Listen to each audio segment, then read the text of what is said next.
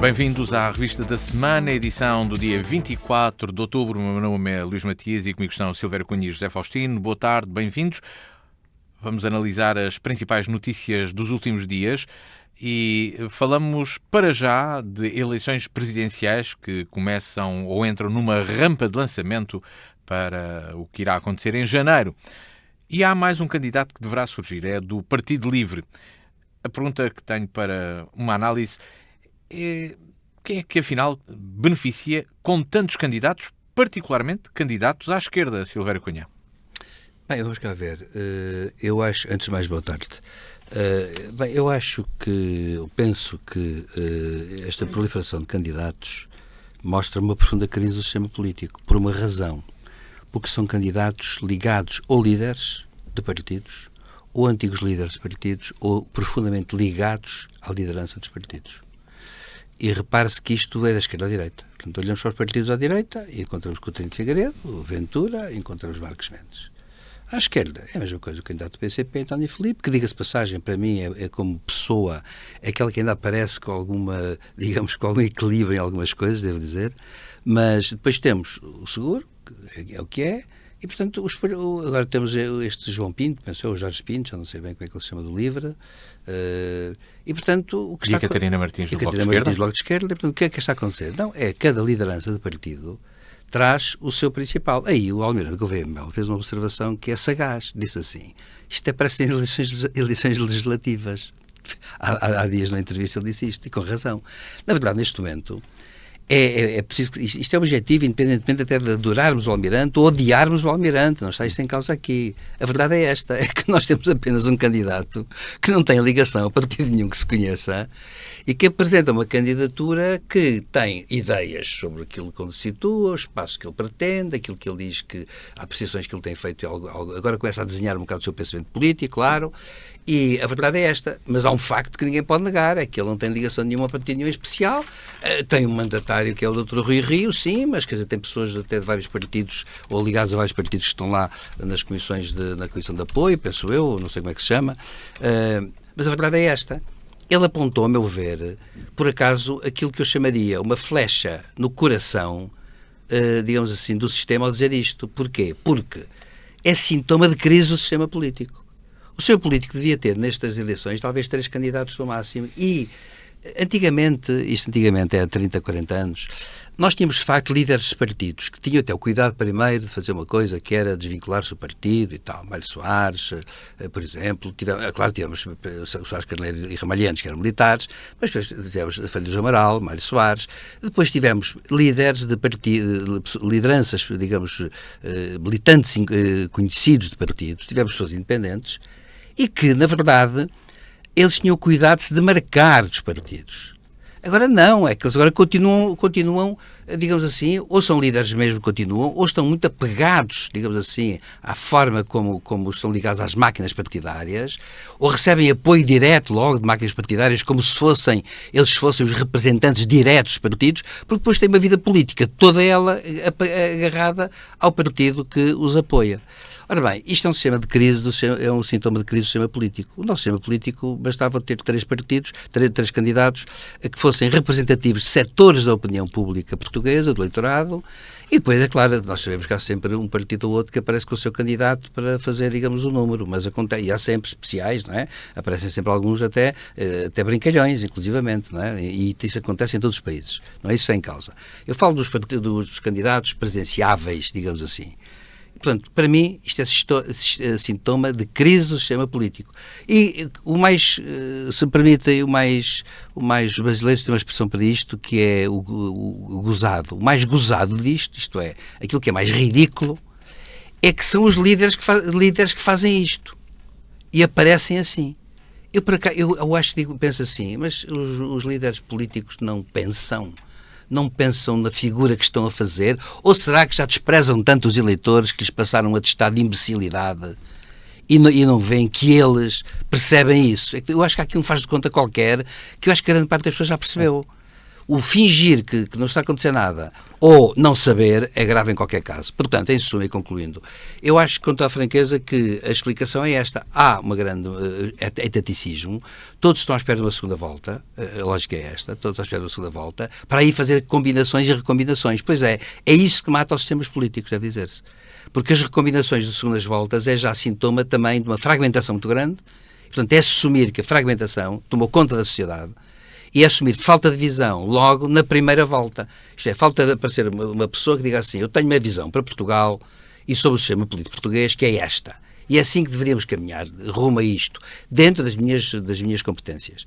Neste momento, nenhum destes candidatos, enfim, o Almirante ainda há de falar sobre isso, porque, enfim, não é líder partidário, tem que falar mesmo, mas nenhum destes candidatos agora será capaz de o dizer.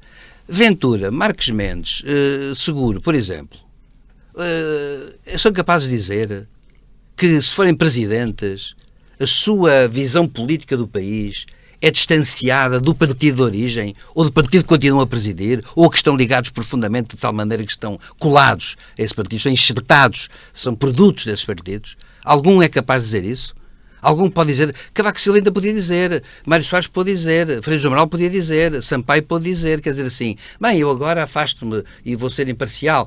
Podiam ser até parciais, mas havia essa preocupação. Agora não, isto é às escâncaras, é descaradamente, é com uma lata monumental. Eu, sinceramente, acho que é um escândalo medonho. José Faustino, boa tarde, bem-vindo. Partilhas desta visão também de que é um escândalo, tanto candidato?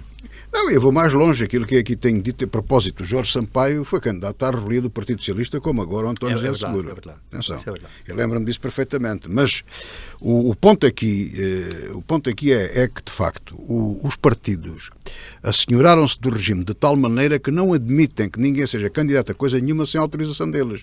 E o mais grave disto é que a opinião publicada na Lisboa, como eu gosto de dizer, também vão atrás disto. Por exemplo, o Almirante foi um candidato independente, tal e qual como o António José Seguro é. Para mim é. Não, professor, eles não o queriam. Eles não lhe puseram um prego no carro, para não dizer coisa pior, porque não puderam. Ele julgou que eles não se conseguiram entender. Não tenho dúvidas nenhuma. O Partido Socialista foi obrigado, contra a vontade, a apoiá-lo. Não se esqueça que nos primeiros tempos, lembro perfeitamente disto, da liderança de Pedro Nuno Santos, quando se falou em Seguro, ele disse que daria um bom candidato ao PS, que me admirou muito na altura. Pedro Nuno Santos. Pá, mas está bem, mas ele diz há coisas táticas, depois já não é bem assim. A verdade é que há uma série de gente no Partido Socialista, especialmente o PS mais à esquerda, sim, claro, que não vai votar nem apoio ao António José Seguro. E eles vão se dividir para o próprio Marques Mendes e para o Almirante, estou convencido. Como vai haver votos do PSD no António José Seguro e no Almirante, como é lógico. Fogem do Marques Mendes. Mas dizia eu, os partidos estão de tal maneira nisto, e fazendo a ressalva que fiz do António José Seguro, que aceito tem alguma legitimidade, concorreu com um movimento próprio, ele arranjou as coisas todas, com os seus apoiantes e avançou. O Almirante a mesma coisa. Tudo o resto são candidaturas partidárias. E depois, infelizmente, o que é que se verificou? No caso do António José Seguro, e aí está a diferença, que o professor Silvério Cunha mete noutro compartimento, e que eu compreendo, também o meto noutro compartimento, mas não igual aos outros, porque o António José Seguro teve a aceitação da comunicação social da Lisboa. Porque, coisa que o Almirante não tem. O Almirante teve a ousadia, que é uma coisa extraordinária, não pedir autorização aos partidos, nem aos canais de televisão, nem das rádios, nem dos jornais da Lisboa. Não teve essa coisa, então é um problema tremendo, não aceito de maneira nenhuma. Ainda ontem estava a ver na televisão uma discussão, porque há outros que o indivíduo até disse, eu não lembro o nome dele, até disse, eu não sou apoiante do Almirante, deixe de ser agora, aquilo que os senhores estão a dizer, que tem vindo a baixar nas sondagens, não é verdade. E depois lê o resultado das sondagens todas, está sempre entre 25% e 26%. E ele até diz, é um mito urbano que os senhores estão para aí a arranjar. Não é verdade. Não há baixa nas sondagens. Os outros é que têm subido, mas ele está lá sempre nos 25, 26. Nunca teve mais do que isso. Portanto, é conversa. É tudo coisas que se montam porque não teve as boas graças dos outros. O resto, como o professor disse, estou completamente de acordo. Marques Mendes é o candidato do PSD. André Ventura é o candidato do Chega. E por aí sucessivamente, o Coutinho da Iniciativa Liberal, e por aí sucessivamente. E o que é estranho é que claro que o Partido Comunista foi o primeiro a perceber que a confederação das esquerdas, que dá um resultado péssimo, e fugiu a tempo, mas vê o que é que acontece com os vizinhos do lado do Bloco de Esquerda. Então já não quer entrar em coisas nenhumas dessas, nem em Lisboa, nem em presidenciais, nem quer. Portanto, candidatos próprios, para ver quanto é que vale. Sempre fez. Sempre o fez, exceto quando foi da Geringonça. Juntou-se com os outros. Sim, e teve ali um prejuízo, foi quando começou a desgraça deles. Mas sempre apresentou candidatos. Sim, sempre teve, voltou à linha justa, digamos assim, a linha justa deles. O resto, eu não percebo porque é que eles não se juntam a apoiar um candidato único, até quer dizer, o professor aquele, como é que ele se chama? O Sampaio da Nova. O Sampaio da Nova, andaram de volta dele. E o homem não teve para isso, não sei porquê, não conheço, não sei. Não quis candidatar-se. Era uma candidatura legítima, como a Constituição prevê, uma candidatura unipessoal. E de maneira que, como não encontram um em comum, ninguém quer. Por exemplo, o Bloco de Esquerda não quer apoiar o António Filipe, o António Filipe não quer apoiar a Catarina, a Catarina quer o outro não quer, até a própria Iniciativa Liberal. Que eu percebo que normalmente vá sozinha, mesmo a técnica do PC, para medir, porque é um partido em crescimento. Percebo que viesse uma exceção em Lisboa, só não percebo que não fez uma exceção em Évora. Do ponto de vista deles, não é? E não percebo, sendo o Coutinho de Figueiredo um bom quadro, um indivíduo que sabe o que faz e o que diz e tudo isso. Mas aquela candidatura serve para quê? Para dividir. Como as outras, divide à direita, outro divide à esquerda. Eu ponho o André Ventura um bocado de lado, nem divide, nem deixa de dividir. É ele. É o Chega.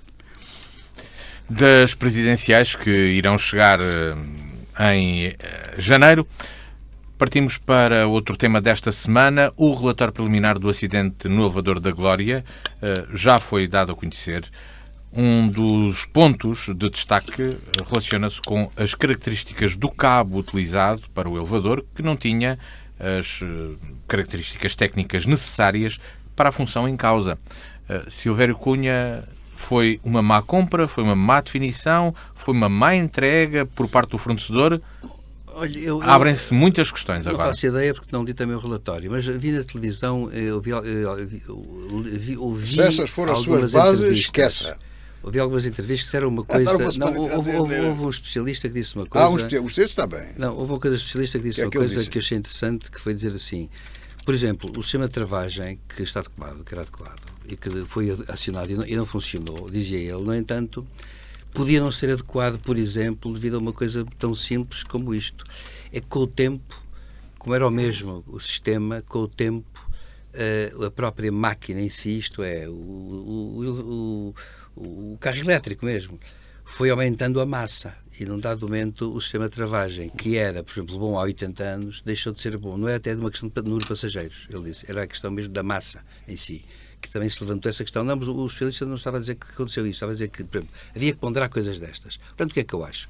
Eu não acho nada por uma razão, porque eu sinceramente ouvi dizer que não estava certificado o cabo, ouvi dizer que havia uma forma de ver se havia um problema no cabo que de facto também não foi visto ou não foi feito, que há uma coisa qualquer que permite ver que há um problema no cabo a nível interno e que isso não estava lá dentro, não estava dentro daquilo que era possível fazer. Agora, há uma coisa que me parece que é esta, é que, pronto, foi uma grande desgraça, efetivamente, morreram 16 pessoas, foi falar em todo o mundo, foi um golpe no nosso turismo, indiscutivelmente. E agora o que eu acho é que, claro, agora a Carris demitiu-se, o Presidente da Carris demitiu-se, a princípio não queria demitir-se, depois o Presidente da Câmara. Eu achei uma coisa curiosa do Presidente da Câmara, que é, com razão se ela, eu nem não percebi se as responsabilidades são só técnicas, são políticas, são puramente pessoais, porque às vezes há negligências, não é? Digamos assim, não sei. A verdade é esta, é que eu achei curioso porque Moedas foi logo dizer que não há responsabilidades políticas nenhumas, não há, eu sou um bocado traumatizado com a coisa, dê para onde der, com razão sem ela, não interessa. Ele veio logo dizer muito aflito que não há responsabilidades políticas, não há, bem, não sei se há, se não há neste sentido. Claro, não vamos discutir isso agora porque isso leva-nos muito longe, então as responsabilidades políticas no país todo, então nunca mais acabava. Agora, o que eu acho é o seguinte, é que provavelmente houve um conjunto de fatores que o relatório enumera, como a não certificação, coisas desse tipo, que agora tem que sofrer o contraditório técnico. Dizem que na Carris há um organismo, não sei se até do Conselho de Administração, que há uma parte que não se solidariza de forma alguma e que contesta fortemente o relatório.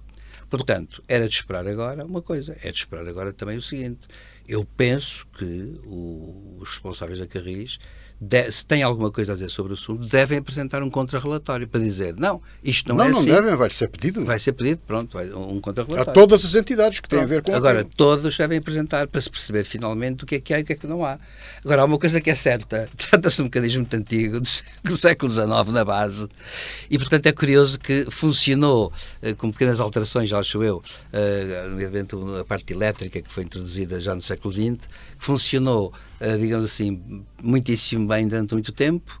Agora, parece-me também é que não haver mecanismos de redundância, isso parece que é um erro, foi um erro, isso parece que é um erro mesmo, foi um erro, não esquecemos de pôr isso, haver mecanismos de redundância. Agora, foi uma coisa que me tem a impressão... Não funciona, mas há. Mas há? Pronto, mas não, pronto, então, mas já o dirá. Agora, só para terminar, dizer assim, eu fiquei com a sensação, portanto, de que, se for verdade o que diz o relatório, houve uma data de incompetência também na forma como ao longo do tempo se foi acompanhando, mas não foi provavelmente no último ano, nem nos últimos 6 meses ou nos últimos 2 anos, foi antes, foi desde sempre um bocado, poderá ter havido.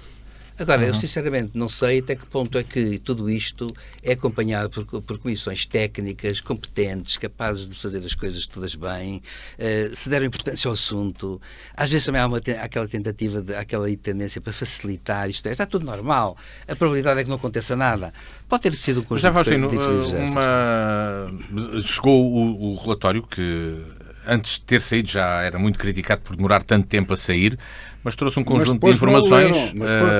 Os jornalistas da Lisboa não o leram, andaram na televisão, enganou o professor Silvério Cunha, não o leram. E mais grave, até professores do técnico, que eu considero muito, com franqueza, é que eu li o relatório, tem 37 páginas. Acabei de o ler hoje, porque vinha para aqui, porque eu gosto, tenho seguido isto desde o princípio. E lido mal com mentiras, com injustiças. Mas uma das questões é esta das características técnicas do cabo. Vamos lá ver. O problema aqui, há vários problemas ali. Sobre aquilo, eu não quis interromper o professor Silvério Cunha, ele estava a dizer uma coisa curiosa. Os travões são redundantes. Há um perfil em Z, há 2 perfis, onde anda lá aquele patilhão que vem lá do tal trambolho que agarra no cabo, não é? Esse perfil em Z tem 2 maxilas, uma por cima, outra por baixo, em cada roda, cada gabina daquelas, salvo erro, tem 4 ou 8 maxilas daquelas, que são acionadas por vários motivos, com um mecanismo pneumático, e que funcionou. O problema é que não tem capacidade para travar. Portanto, tudo indica, os peritos não são conclusivos em nada. E atenção, isto aqui não há ninguém responsável. Mesmo nas recomendações que fazem, só no fim é que nós sabemos, porque eles, para testar os travões do elétrico, o que é que eles estão a fazer? Vão montar uma plataforma em estaleiro, vão meter o elétrico número 2 que sobrou e vão pô-lo lá em cima a ver como é que ele trava. Isto custa muito dinheiro, que eles andam a brincar, que está muitíssimo bem feito. Atenção, o que tem bom em Portugal, que está minucioso, qualquer pessoa percebe aquilo, tudo muito bem descrito. O problema que ali está, eu creio, portanto é uma conclusão minha, porque lá está, o relatório não diz nem que é isto, nem que é aquilo. O que há uma porque as pessoas falam, mas se desconhecem uma coisa. Tudo o que anda por aí tem que obedecer a uma norma, ou uma norma portuguesa, ou uma norma internacional. Ou europeia, sim. Europeia ou internacional, portanto há várias normas, e as coisas estão todas nas normas. Agora, a má notícia é que eu não vejo fazer nada.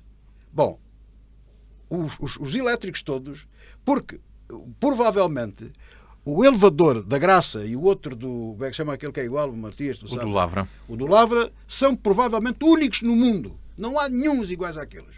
Não funciona nenhum assim. E porquê é que não funcionam?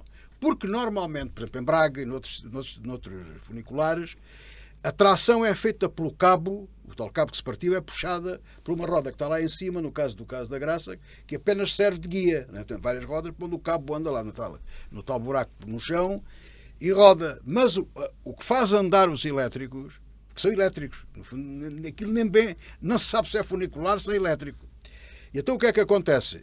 O cabo só serve para equilibrar os pesos.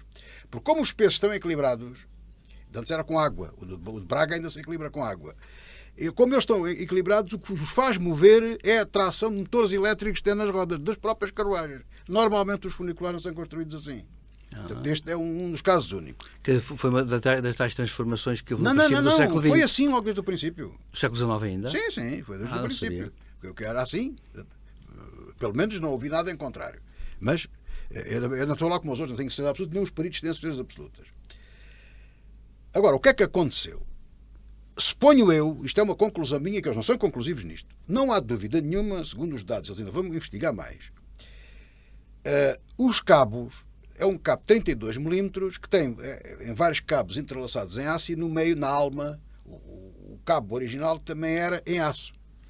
E dá a ideia que deixou de se fabricar, ou não é fácil arranjar o cabo com a alma em aço. A alma é em nylon.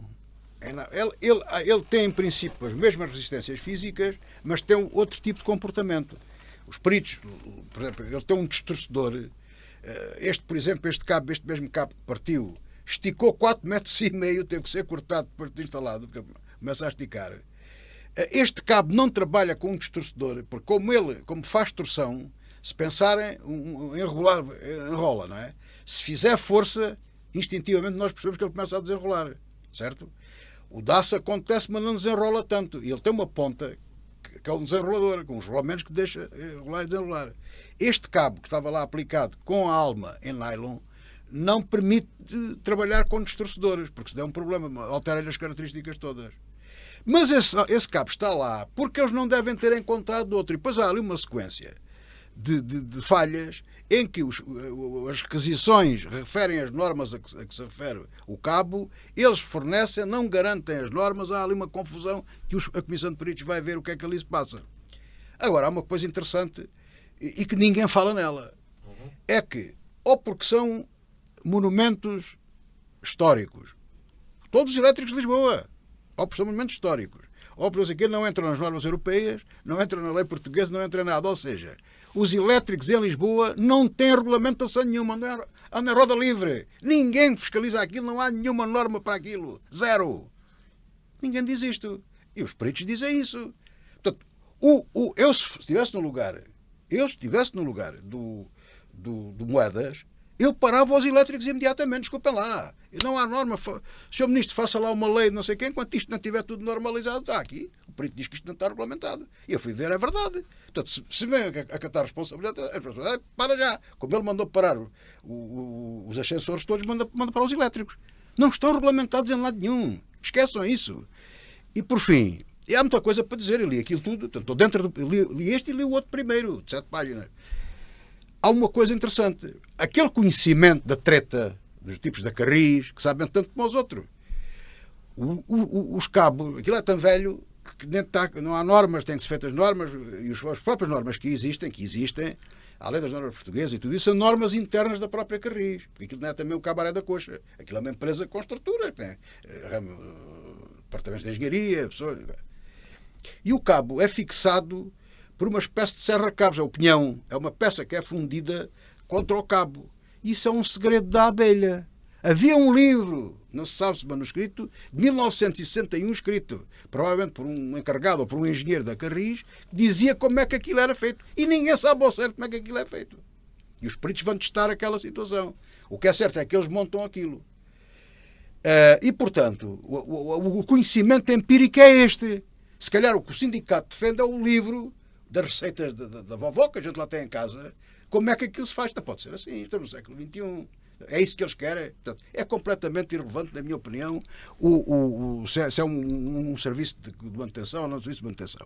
E, portanto, o serviço de manutenção não é ali muito importante. Onde aquilo partiu, só parando os elétricos 2 dias, desmanchando aquela tralha toda e lá vendo, não deu outra hipótese. E os peritos, para chegarem à conclusão desse pinhão, como é que ele está, notaram alguns xoxos. O xoxo é meu, eles não falam no xoxo, mas sei que é portanto, estão em branco, não estão preenchidos, com radiografias. Aquilo tem que ser. Aquilo é uma tecnologia altamente. Aquelas peças de história quase são radiografadas para ver. Havia lá xoxos. Mas eles vão ver mais em pormenor e ver tudo isso. Agora, nada disto está legalizado e está correto. Portanto, se quiserem, para estar tudo descansado, parem os elétricos. do relatório sobre o elevador da Havia Glória. mais para dizer. Teremos essa oportunidade noutros dias, certamente, porque mais notícias surgirão sobre o elevador da Glória. Outro dos temas desta semana foi a morte de Pinto Balsemão. Foi primeiro-ministro e fundador do maior grupo privado de média no país, onde se destacam marcas como o Semanário Expresso e SIC, que foi a primeira estação de televisão privada portuguesa. Silvério Cunha. Bom, Pinto Balsemão, de facto, marca sempre as pessoas com dimensão pública, marcam sempre de forma diferente, digamos, o público, da pessoa do público. A mim, aquilo que marcou enquanto, digamos assim, jornalista e enquanto... não foi curiosamente a SIC não me deu tanta importância. Eu acho que o Expresso foi muito importante. E acho que o Expresso foi importante e eu habituei-me desde cedo a ler o Expresso. E, de facto, o Expresso era, nessa altura, era uma novidade. Era uma novidade. Tinha coisas, juntava aspectos sociais, aspectos até de certos pontos curiosos, tem um certo humor em certas coisas, tinha artigos de fundo, tinha artigos que não eram, tinha notícias, tinha análises, enfim, tinha tudo um pouco. E acontece que era um jornal otimista, um jornal que queria o progresso do país, abertamente, e depois a classe estava ligada ao processo político e acontece que, naturalmente, desempenhou um papel importante. Portanto, o Expresso, para mim, Pinto Balsemão, é para mim, antes de mais, digamos, o fundador do Semanário Expresso. Em segundo lugar, um ponto importante é que Pinto Balsemão, curiosamente, foi durante o dia da morte e até no dia seguinte falou-se pouco nisso. Ele, entre 87 e 2003, foi professor na Universidade de Lisboa, porque ele já tinha escrito uns livros sobre um certo tipo de questões que eram importantes, as relações do poder com a imprensa, etc. Ele escreveu até coisas antes do 25 de Abril. Lembro-me de um livro que eu li um livro dele, Informar ou Depender, lembro-me desse título. E li esse livro. E lembro-me até eu se bem me lembro, li até esse livro, foi logo a seguir ao 25 de Abril, era um livro anterior ao 25 de Abril. Portanto, era uma pessoa bem informada. A ideia com que eu fiquei, na altura interessava-me já por ciência política, na altura a questão dos meios de comunicação e da posse deles, enfim, até que ponto é que exercia influência no sistema político, ou eram independentes, ou isto ou aquilo, interessava-me. E eu lembro-me de ter lido um livro dele, porque enfim, estava à mão, não é, de semear, havia nas livrarias, li o livro dele e achei que era uma pessoa, digamos, informada. Via-se que tinha lido outros livros, falava de alguns autores importantes sobre a opinião pública, que era a opinião pública, etc., por aí fora. Portanto, enfim, ele ter sido professor tanto tempo, aliás, a Universidade Nova de Lisboa deu-lhe um doutoramento honoris causa, em homenagem a isso. Ele foi entre 87, salvo erro, e 2003, que é bastante tempo, são 15 anos, 16 anos, foi professor. Curiosamente, disso quase nunca se falou, nem no primeiro dia, parece que se esqueceu tudo. E só se falou disso no final. No primeiro dia não falaram. A Maria João Avilés ouvia falar pelo menos 2 ou 3 vezes sobre mas nas notícias gerais. E depois não podia ir às 8 da manhã e a dar as aulas aos sábados. Sim, claro. Agora, o golfe. Exatamente, mas isso é um testemunho. E olha que eu não tive sempre por lá da televisão. Mas olha, eu do que vi, não vi, dizia-se empresário, fundador, disto. Nunca disseram que era professor. Pronto. Essa é uma. Agora, para mim, também li isso e foi importante. A questão da SIC é para mim uma questão menor, de certa forma menor nesse sentido, claro. Quando se diz ele veio fundar a primeira estação concorrente da estação pública, está bem, é verdade, isso é importante. Agora, lembro-me, no entanto, de uma coisa que também deve dizer-se. Nos primeiros tempos, a SIC para mim era fraquinha. Em contestação. Eu acho que era fraquinha. Tinha um programa ou outro bom, mas o resto era fraquinha. Passava assim uns programas interessantes, passava muito também aquela televisão que era, digamos, em lata já, digamos, pré-formatada, que já estava pré-formatada. Alguns programas italianos também, lembro-me disso, filmes assim até um bocado antiquados e tal, bom. Mas seja como for, pronto. Agora é verdade que depois fundou muita coisa, investiu muita coisa, enfim, dizem que hoje em grande medida está tudo em crise. É curioso, que eu acho interessante, porque estão ao mesmo tempo a celebrar a morte de um homem que, enfim, morre com 88 anos e que, do fundo, faz um grande império, mas morre no momento em que se começa a desmoronar, digamos, de algum modo, ou que parece estar a desmoronar-se. Vamos ver. Eu fiquei com uma certa curiosidade até em saber o que é que vai acontecer no futuro. Ontem havia um programa em que falaram uns ditos especialistas que dizem que aquilo vai tudo desmoronar-se, não sei o quê, não sei. Agora, eu queria acabar dizendo o seguinte. Ele tinha um aspecto pessoal que eu acho que é curioso. Aliás, eu já vi nas redes sociais testemunhos a favor e contra, nem tudo são rosas, não é? E vi muita gente a criticá-lo por muitas razões, que havia muitas razões de crítica. Outros não, dizem que era um santo, digamos assim, vamos fazer assim a questão. Eu acho que é uma coisa diferente. Balsemão juntou uma coisa que para os portugueses é muito bonito. Juntou aquele lado, digamos assim, aristocrático, liberal, não é?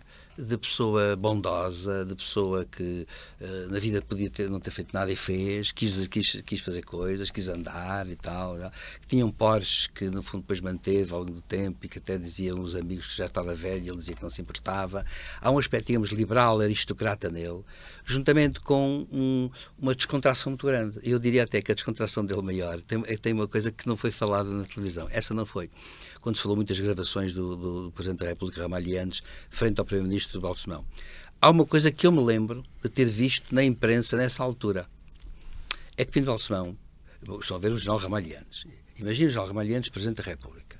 É uma pessoa, digamos, firme, é um militarão, isto é um militar de carreira, para quem 14 e 3 são 14 e 3, não são 14 e 4. Não é? Para quem 16 horas e 25 minutos não são 16 horas e 30 minutos. E uma coisa que irritava muito o Presidente da República era que o Primeiro-Ministro Pinto Balsemão chegava sempre atrasado ao despacho. E dizia-se que ele ficava muito irritado com isso porque achava que era dever do Primeiro-Ministro antecipar-se. E se havia trânsito de vista, havia aquilo, muito bem, então partia meia hora antes, um quarto de hora antes e tal. E dizia-se muito isso, que Pinto Balsemão chegava sempre um bocado atrasado, que havia isto, havia aquilo, era um homem despreocupado. Eu acho que isso, e dizem que isso irritava muito o então Presidente Ramalhianes. Agora, é uma coisa que é certa. Ele tem esses dois lados, que é um bocado o dolce far niente, de certa forma, e, digamos assim, o fazer coisas, podendo não fazer, que é uma coisa que os portugueses apreciam muito isso, não é?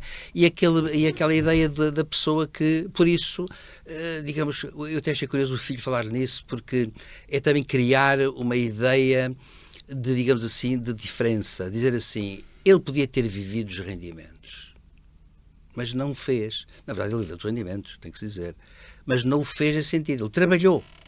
Que é uma questão muito interessante, que em Portugal tem sido notado por muitos historiadores. Em Portugal, durante muito tempo, o valor do trabalho não era como na Europa, digamos assim, industrializada, era entendida em Inglaterra ou em França. Era precisamente o status do poder não trabalhar. Uma pessoa que pudesse não trabalhar tinha status. A pessoa que trabalhava não tinha tanto status. E Pinto Balsemão vem inverter um bocado isso na classe a que pertencia. Ele vem, podendo não trabalhar, vem trabalhar. E depois contei ele, e depois, finalmente, para terminar, achei curioso e tive curiosidade em ouvir. Eu ouvi 1 ou 2 podcasts dele. E ouvi o último que lhe foi feito a ele. Claro, esse foi no dia em que morreu. Eu ouvi. E claro que é verdade, ele fez bastantes. Ele estava entusiasmado com as novas tecnologias, e a verdade é esta: ele, de facto, com aquela idade, fez 50, 49 podcasts, no fundo, entrevistas, e depois fizeram-lhe uma última entrevista, e eu acho que ele esteve sempre bastante bem. Ou seja, mostrava que estudava para o problema, estudava quem entrevistava, punha problemas que eram interessantes, e posso dizer que, nesse sentido, eu achei que é uma pessoa que, com a sua idade, de facto, digamos, provecta até certo ponto, esteve sempre, digamos, interessado pelas coisas. Portanto, foi uma pessoa viva até ao fim. E devo dizer, por fim, uma coisa que achei interessante, e que, enfim, deixa-me só dizer que, para com isto já que falou na jornalista Avilés. Ela deu uma entrevista no dia... ontem ou anteontem, salvo anteontem, sobre ele naquela grande entrevista de um canal de televisão. E perguntaram-lhe uma coisa curiosa que foi assim, então, e como é que é? Ela queria incluir e vai incluir numa segunda edição sobre Sá Carneiro, o livro dela sobre Sá Carneiro. Ela tem um livro sobre Mário Soares, outro com Sá Carneiro, sobre Sá Carneiro, etc. E há uma segunda edição. E ela queria incluir algumas coisas, testemunhos de Pinto Balsemão, como amigo de Sá Carneiro. Pinto Balsemão, ao que parece, estava já bastante doente, e acontece que ela fez uma coisa que foi, ela disse assim, ela conta que ele respondeu-lhe dizendo que já não podia, não tinha forças para poder fazer esse trabalho, mas que ela retirasse das memórias dele o que entendesse de melhor. E então ela retirou, e ele pediu-lhe, no entanto, uma coisa: mas manda-me, por favor, o texto para eu ver. Que é uma coisa curiosa. Deu-lhe liberdade de escolher nas memórias, mas queria ver. E ela assim fez. E ele mandou-lhe o texto corrigido 48 horas antes de morrer. O que é sinal que é uma pessoa que esteve até ao fim bastante viva e bastante interessada. José Faustino, foi uma notícia que marcou esta semana, a morte de Pinto Balsemão, ele que ainda, num determinado momento, ponderou comprar uma rádio, mas nunca o fez, que foi a TSF. Não, ele nunca ponderou bem. Pessoas que estavam à volta dele, especialmente o braço direito dele, que veio da Rádio Renascença, é que sempre tentou impingir a rádio. Porque ele nunca comprou nada. Ele concorreu a concursos, portanto, nunca comprou um outro operador, nunca comprou uma coisa, aqui comprar esta rádio, não. Ele nunca comprou nada. Portanto, o Expresso fundou, não tem que pagar nada para fundar um jornal, e assim concorreu. Por exemplo, o doutor, o advogado Florença de Carvalho. Florença de Carvalho. Que era o grande favorito. Era o grande favorito. Era o grande favorito e ficou em terceiro lugar no concurso. Perdeu, portanto, isso é, vamos lá, no concurso, o doutor Balsemão, que eu, aliás, conheci pessoalmente e lidei com ele. O doutor Pinto Balsemão foi um homem que viveu a vida dele, isso que tem-se de fazer toda a justiça, e fez sempre aquilo que gostava de fazer e aproveitou as oportunidades que teve para fazer isso.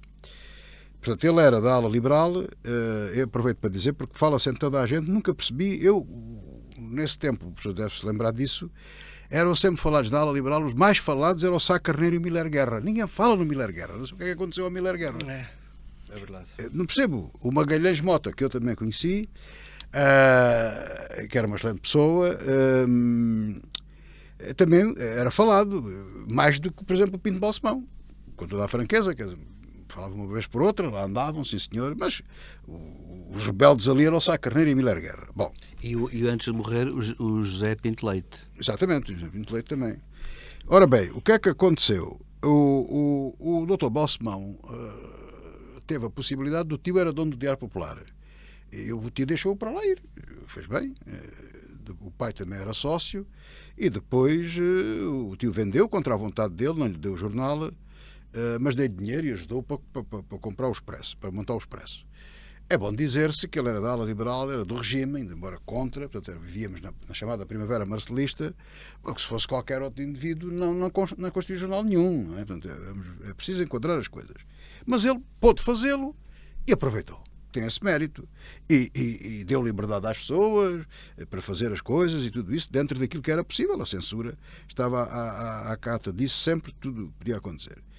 Nessa altura, por convicções políticas, fundou o PSD e foi primeiro-ministro. Portanto, é outra situação. Depois deixou-se das políticas, quando foi primeiro-ministro do Sá Carneiro, depois com a morte dele assumiu o primeiro-ministro, teve pouco tempo, como sabemos, e depois continuou como empresário. O professor Silvério Cunha diz que a grande coisa foi o Expresso. Eu acho que a grande coisa foi a SIC, porque a SIC, que não se deve a ele, deve-se ao Emílio Rangel, que de facto foi um homem que revolucionou a rádio em Portugal e a televisão. E isso também é mais ou menos escondido, ou não se fala muito, não sei porquê.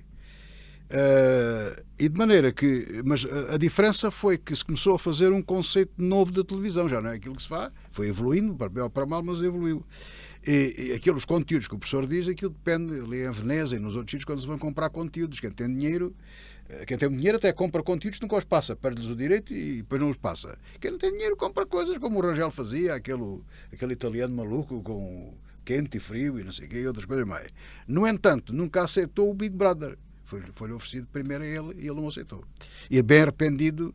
E o Balsemão também apoiou e disse nas entrevistas que bastante arrependido estava, e o Rangel também se arrependeu de não o ter aceitado. Depois, todo aquilo que ele fez, e tem mérito por isso, ele não fez só isso, fez um canal de notícias na televisão, fez N canais, claro, encostado ali à questão dos operadores de cabo, precisam de conteúdos e que pagam para ter os canais, mas ele tem aproveitado isso tudo, a Opto, tudo aquilo, nisso tem todo o mérito. Agora, e também tem outra coisa que ele aproveitou, o crédito bancário, não é? O problema da empresa não está a desmoronar-se, não há drama nenhum. É bom que as pessoas percebam, especialmente os jornalistas da Lisboa, volto a repetir, porque armam confusão na cabeça das pessoas e já não anda bom. E depois as pessoas ficam baralhadas. A empresa dá lucro. O problema está em que os investimentos que foram feitos, fala-se em mais de 200 milhões, 300 milhões de dívida, eles depois têm que ser pagos. E como o banco que os financiava, que era o BPI, foi, entretanto, comprado pelos espanhóis, ainda por cima, os espanhóis de Barcelona, para o azar dos diabos. Se calhar, se fosse de Madrid, o Dr. Balsemão conhecia gente em Madrid, tinha grandes amigos em Madrid, como tinha no Brasil, como foi para fazer a televisão, como tinha em Itália, que será os herdeiros do grupo Berlusconi, será quem compra aquilo, e tudo isso. E, portanto, o banco não está disposto a refinanciar constantemente, ou seja, a não amortizar significativamente a dívida. E o que ali se passa é isso. Diz quem sabe que se a coisa não for vendida aí 70%, 80% do capital até ao fim do ano, que aquilo vai tudo de pantanas, porque o banco vai cobrar e vai mandar aquilo tudo abaixo. Não está para esperar mais. E pronto, mas de qualquer maneira foi um grande português, tem todo o mérito. E que Deus tenha ao menos descanso e que tenha paz e pronto, e o país, digo isto, apesar de tudo, somando tudo, é preferível em Portugal termos pessoas destas do que temos outros por aí. É bastante mau, não é? É motivo de orgulho termos tido um cidadão daqueles, sem dúvida nenhuma. Da morte de Pinto Balsemão, passamos para uma página internacional com a guerra na Ucrânia.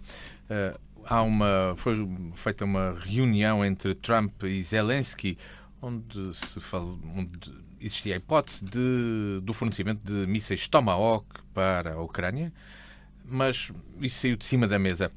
E a cimeira que se preparava para ser realizada na Hungria também foi por água abaixo, dizendo Trump que gosta de falar com Vladimir Putin, mas que as conversas não levam a lado nenhum. E, entretanto, foi aprovado um novo pacote de sanções à Rússia.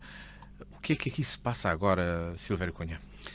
Bem, nós estamos naquela fase da política em que até as conversas pessoais começam a ter uma importância desmesurada, quando, na verdade, enfim, elas deviam ser preparadas, não é? Por isso é que servem os diplomatas. Quer dizer, eu penso que Trump tem um bocado aquela política de pensa uma coisa, quer lá chegar, senta-se, quer resolver a questão a meia hora, no seu quadro geral, e depois, enfim, outros já têm os detalhes, mas já não saem do quadro geral.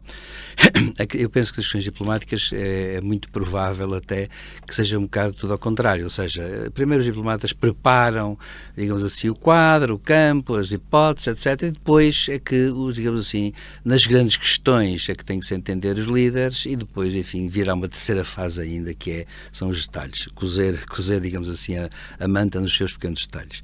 Não é o caso aqui.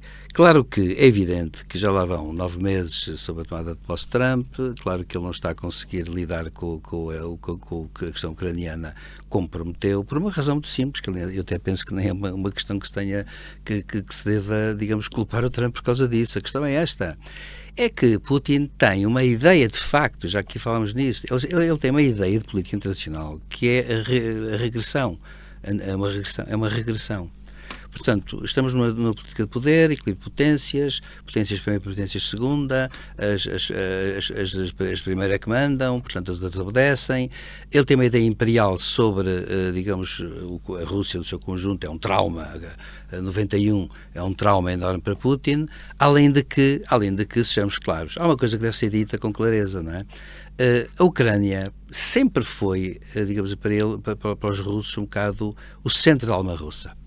E o problema que se põe é este, é que Putin quer a Ucrânia toda. O Putin não quer o Donbass, aquilo não passa de um pequeno pormenor para ele. Ele quer a Ucrânia toda, porque acha que a Ucrânia é russa. Ponto. Acabou-se.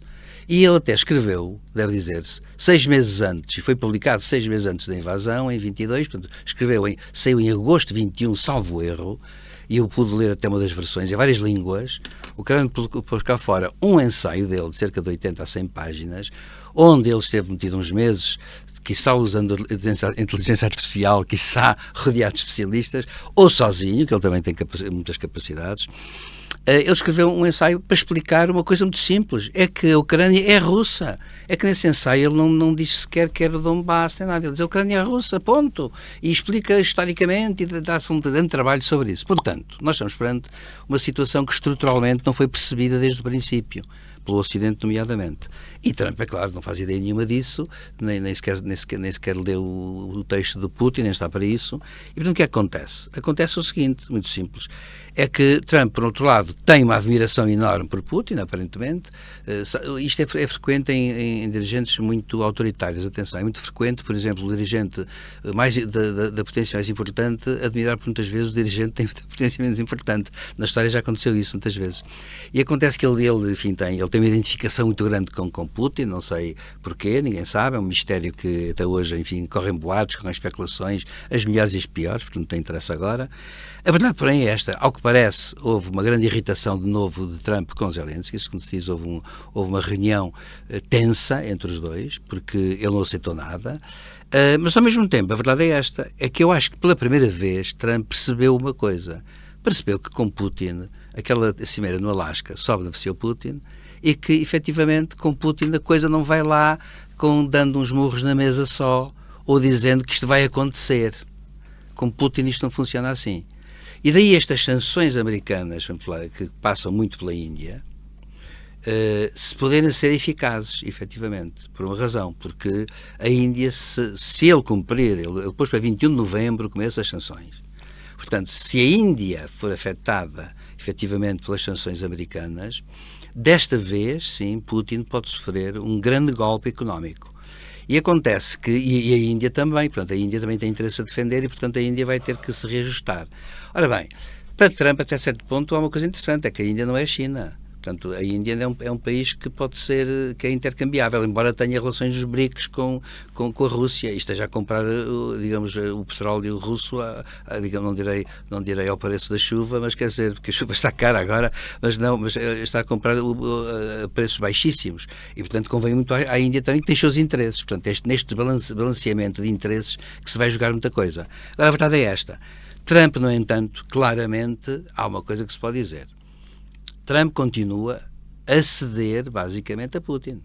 Continua. Agora, porque Putin tem uma versão, Putin tem uma ideia desta guerra, que é uma ideia que escapa às ideias tradicionais do século XXI ou lá dos últimos 50 anos ou 60 anos. Não tem essa ideia. Por exemplo, eu dou um exemplo concreto que eu vi um documentário muito interessante sobre a questão da guerra nuclear e os perigos. Sabem que o José Faustino certamente lembra-se desse filme, o Day After. Sim, sim. Ora bem, o Day After, sabem que o Day After foi um filme que causou muito impacto, que é aquela ideia de haver uma guerra nuclear generalizada, foi um filme dos anos 80, e princípios dos anos 80, e que, havendo isso, o que acontece no dia seguinte? Porque o filme mostra que há daqueles que sobrevivam, ou que sobreviverem. Porquê? Porque aí é que se vai ver o que é que vai acontecer, os efeitos gerais de uma guerra generalizada. Aliás, eu sei, até para um militar que esteve na NATO, que eu conheci muito bem, que me contou que no curso de guerra nuclear que fez no Pentágono, os generais do Pentágono diziam, aos oficiais superiores da NATO que iam fazer esse curso, diziam: os efeitos de uma guerra nuclear global são invisualizáveis. E, portanto, à partida até nem há previsões possíveis, porque é tudo de péssimo para cima, ou de péssimo para baixo, conforme quiserem. Ora bom, acontece que Reagan viu esse filme. E sabem que Reagan disse, e hoje sabe-se, que esteve várias noites sem dormir. Tal foi, é curioso, um antigo ator, não é? De Hollywood. Tal foi a impressão que o filme lhe meteu. E a questão que se coloca é esta. Hoje, isso mete impressão aos líderes políticos de hoje? Essa é que é a questão. Reagan esteve várias noites sem dormir, depois de ver o filme. Ficou muito impressionado com tudo. Bom, isto para dizer o quê? Para dizer que eu penso que hoje as condições são um bocado diferentes, até político-culturalmente. Eu dou muita importância às questões político-culturais por uma razão, porque as gerações que sofreram guerras, por exemplo, são muito mais sensíveis à guerra do que as gerações que não sofreram. É o caso agora da geração mais nova. Portanto, foi tudo para água abaixo. Ando a reparar que a Rússia faz sempre uma coisa muito curiosa. Sempre que há uma cimeira falhada, uma coisa qualquer, redobra no dia seguinte os bombardeamentos à Ucrânia e mata mais de 50 civis e escaqueira tudo, o que é curioso. É uma noção de guerra completamente há século XIX. Quer dizer, aquilo é uma espécie de vingança pela vingança, é uma espécie de castigo. Há qualquer coisa ali de não racional, porque o racional de uma guerra não é isto. O racional de uma guerra é tudo ao contrário. E a questão que se coloca é esta, é que efetivamente, por muito que a Europa apoie, a verdade é esta. Eu estou convencido que os Estados Unidos querem que Zelensky, por isso simplesmente, abdique pelo menos o Donbass. E acontece que, se isso, e da Crimeia, naturalmente, e o que acontece é que, se isso, e Zelensky tem resistido a isso, porque sabe também que a sua sobrevivência política, e até para a história, porque eu acho que Zelensky hoje já se pode dar ao luxo de olhar para a história. Qual é o seu papel na história? Bom ou mau não interessa, mas quer dizer, deste sentido, ele vai ter um papel na história. Vai ficar com um nome para a história. E acontece que ele sabe perfeitamente que, se aceitar isso, ele deita fora uma data de coisas. E eu penso que ele não pode esquecer isso. E por isso é que não é por acaso que ele comprou 150 caças da Suécia, que é a resposta que ele dá, em vez de comprar caças americanos, compra na Suécia e compra nos europeus, o que faz muito bem, diga-se passagem, porque a indústria europeia não se aguenta se não for assim. Agora, eu sinceramente acho que Trump está-se a preparar para um destes dias dizer assim a Zelensky, lá dá o Donbass porque ele vai aceitar. Eu acho é que o Trump está enganado. Putin, na verdade, pode aceitar numa primeira fase, mas vai criar ali um congelamento que é um congelamento artificial. E a verdade é esta. A partir do momento, e agora termino dizendo isto, a partir do momento em que um líder como Putin infringe o direito internacional, com uma desculpa puramente ideológica e histórica, que nós podemos inventar, sei lá, suponhamos isto, agora deixe-me dizer isto apesar de tudo ao Matias, suponhamos isto. O Dom Afonso Henriques tinha uma parte da Galiza que era a possessão da Astorga, que deu ao primo direito, o rei de Leão, para poder vir à vontade cá para baixo, sem que o primo o aborrecer muito, já estava enfraquecido. E ele deu-lhe aquilo a título de compensação. Bom, vamos pôr assim a questão. Se amanhã nos viessem dizer assim, olha, afinal de contas a Astorga tem que ser portuguesa, vamos conquistá-la. Ou então dissesse ao contrário, já agora, já que foi a Astorga, também vai entrando da Galiza o distrito de Viana do Castelo. A questão que se põe é esta. Que mentalidade é esta? Quem disser isto está em condições de garantir que não quer mais nada? É que Putin, de facto, se lhe disserem, ele diz, dê-me só o Donbass, ninguém vai acreditar. É que ele próprio criou condições para que ninguém acredite nisso já. E por isso é que eu penso que a situação é um bocado dramática, porque temos ainda um Trump que acha que isto é um negócio em toma lá, dá cá, toma lá o Donbass e dá cá a paz. Não, é que o que vai acontecer é uma coisa, é que vai ficar uma linha congelada a não sei quantos mil quilómetros, em que o exército russo vai lá ficar, vai recuperar forças, e o exército ucraniano também, e Zelensky está preparada para uma coisa, que no fundo uma guerra próxima poderá vir outra vez. E porquê? Porque se abriu a caixa de Pandora, que é o não cumprimento das normas e a falta de consciência normativa de que Putin em 22 deu exemplo claro. E já tinha dado José Faustino, há novas sanções à Rússia. Porque é que o Trump continua nas mãos de Putin, apesar de implementar estas novas sanções e dizer que afinal as conversas com Putin não levam a lado nenhum? Isso eu não sei, quer dizer, isso é aquilo que eu gostava de saber. O que eu aqui propus como método de análise, e que estou há muito tempo a praticar, isso não me interessa para nada o que diz o Trump. Nada, zero. É um farsante, eu sei bem como é que funcionam os farsantes, e já aqui disse, e temos falado nisso, ainda agora o professor Silvério vinha referir isso outra vez, que se ele não é controlado e manipulado pelo Putin, parece. Se não é, parece. Portanto, aqui nesta circunstância concreta, porque... Não, aqui nesta circunstância concreta, vamos lá ver. Houve uma reunião, fazendo aqui a fita do tempo, como agora se diz, ele teve uma reunião, o professor referiu, com o Zelensky. A reunião não correu bem, parece que aquilo não correu bem, porque o Zelensky tem-se mostrado um estadista extraordinário. Ele não cede. Não pode ceder, quer dizer, a pátria, a nacionalidade dele, a Ucrânia, não se vende, não se dá aos pecados, não retalha aquilo aos pecados. Agora, o Zelensky tem sido muito ético na guerra, não bombardeia creches russas, não bombardeia o Kremlin, não bombardeia nada disso. Por um lado, porque não tem ainda mísseis com alcance suficiente para o fazer. E por outro, porque de facto, onde tem podido, não tem feito. E de maneira que o Trump, e aqui também é bom dizer, já o seu antecessor também não se alargou com os Tomahawks. Porque os Tomahawks têm um problema muito complicado. É que precisam de formação e aquilo é difícil controlar aquela coisa. E, aliás, as plataformas de lançamento deles, aqui só ou barcos ou em terra, e é complicado, não é? Eu estou convencido... É uma leitura minha, vale o que vale, peço desculpa se estiver errado. Há aqui um problema que é este. O Zelensky, embora não cedendo às fantasias de Trump, ele tem que garantir e tem que se manter de boas relações com ele, porque precisa dele, mas sobretudo porque a geolocalização do que hoje está a ser feito na guerra é americana. Não tínhamos dúvida absolutamente nenhuma. Se deixar de haver esse apoio, portanto, isso está a acontecer. E estou convencido que a estratégia de Zelensky é aguentar, e de certa forma a Europa, pelo menos a nível dos generais, da gente toda, aguentar a Europa, aguentar a guerra um pouco mais, a ver se a Ucrânia e a Europa conseguem fabricar mísseis de mais fácil manipulação do que os Tomahawks. Aliás, há quem diga que o que de facto Zelensky quer não são estes ou outros, que eu agora não me lembro o nome, não sou especialista militar, não me lembro. De qualquer modo, o que é que aconteceu? Zelensky quis também mostrar ao mundo como é que as coisas estão. E o que é que fez? Encomendou os caças, que tem uma concepção de trabalho, aquilo trabalho em nuvem, é uma coisa muito complicada, aquilo é de quarta ou quinta geração também. Não são invisíveis ao radar, mas competem bem com os F-35. Zelensky deu um sinal ao mundo e à Europa. Disse, se calhar é por aqui que temos que ir, não é? Se calhar é certo, não é? E o Trump deve ter percebido isso. Entretanto, esta história tem várias coisas. Parecia que, apesar de ter havido lá uns arrufos na reunião entre eles, o Zelensky e o Trump, cá para fora, está quase o Stamok, e agora vamos reunir com ele na Hungria, o Orban cedeu lá o terreno, ninguém percebeu. Eu me faz-me confusão estas coisas. Ninguém percebeu como é que Putin ia para a Hungria. Ninguém percebeu que ele ia passar por espaço aéreo que está sob a jurisdição de países que fazem parte do Tratado do Tribunal Internacional. Portanto, não podia passar, não autorizava, não podia passar. Eu tenho uma leitura muito simples. O Putin faz caso do que ele diz, o que ele faz e tudo isso. O Trump não, só o que ele faz. Isso nunca foi problema porque ele nunca lá pensou ir. Ele nunca lá pensou ir. Para o lado que ele dormia melhor, até podia ser em Lisboa.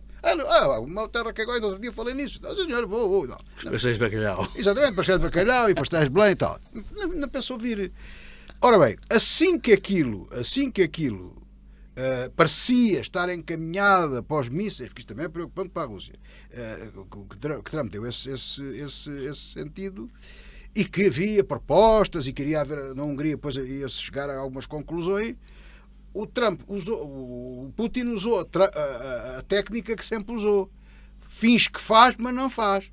Ele avançou, tudo facilidade, já aceitava troca, não sei lá do quê, não dava nada, era coisas da Ucrânia, dava por outra, umas trafurices. Mas depois, quando chegou à altura crítica, volta para trás, já não queria nada, volta para trás, faz que faz, mas não faz. O Trump, farsante, não sei o que é que ele disse, não te estiques muito, que o macaco é curto, deve ter dito uma coisa, e o Trump fez-se valendo com aquilo. Há quem diga que aquilo, há muitos seis por meio daquilo para dar efeito a estas questões do petróleo.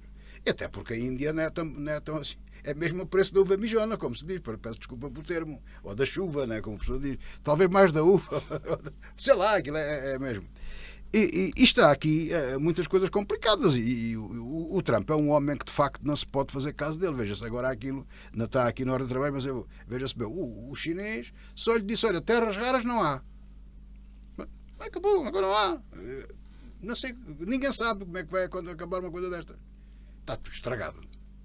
Está tudo estragado. Se a China não vender, se não vender pura e simplesmente terras raras aos Estados Unidos, a produção não acabará Há terras raras noutros sítios também. Há noutros sítios muito menos. E algumas chinesas lá han de ir ter, como as russas, as coisas russas também cabem ter. Isso, temos que perceber isso.